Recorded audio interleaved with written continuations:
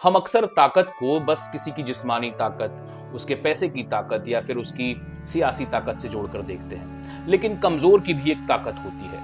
कबीर कहते हैं कि निर्बल को न सताइए, जाकी मोटी हाय, मुए बैल की खाल से लोह भस्म हो जाए।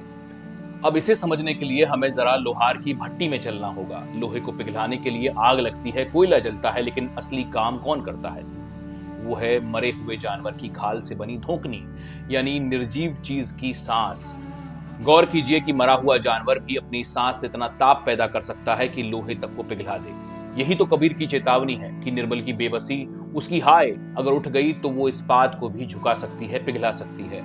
कबीर के कई सालों बाद महान चिंतक कार्ल मार्क्स भी कह गए हैं कि इतिहास में अब तक के सभी संघर्ष शोषक और शोषित के बीच में हुए हैं। हर व्यवस्था में मजबूत और निर्बल रहे हैं, और जब जब निर्बल की आवाज उठी है, उसने साम्राज्यों को गिरा दिया है। फ्रांसीसी क्रांति से लेकर किसानों के आंदोलनों तक कमजोर समझे जाने वाले लोगों ने सबसे बड़े बदलाव किए हैं। अंग्रेजों के यहाँ भी एक कहावत है, beware the fury of a patient man, यानी धैर्यवान आदमी के क्रोध से थोड़ा सावधान रहो। कमजोर दिखने वाला जब टूटता है तो उसके टूटने की गूंज बहुत बड़ी होती है।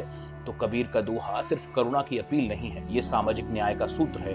ये हमें बताता है कि ताकत का अहंकार क्षणिक है, लेकिन कमजोर की पीड़ा इतिहास रच देती है। अगर आपको दोहों की ये सीरीज अच्छी लग रही हो तो मेरी अपील है कि अपने दोस्तों के साथ इसे शेयर जरूर किया कीजिए, और फेसबुक पर और यूट्यूब पर मुझे फॉलो भी कीजिए।